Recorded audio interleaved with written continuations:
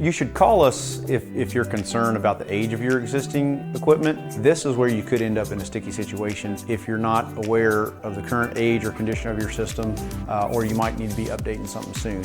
Here's what you need to know in 2024. New equipment with new freon is going to be coming out in the second half of the year. That doesn't go into mandatory effect until January of 2025, but that new equipment is going to start rolling out in the second half of 2024. Like anything, when you switch to a new model or anything new comes out, there's going to be a little bit of a period where there's going to be some uncertainties. The refrigerant is a mildly flammable refrigerant, and a similar refrigerant has been going into car air conditioners for a number of years, so it's not something that anybody should really be worried about. But if they are, they can of course call us and we'll try to answer any questions. And we're doing everything we can to educate ourselves on it so that when the questions do come up, that we're able to answer them to consumers and to homeowners.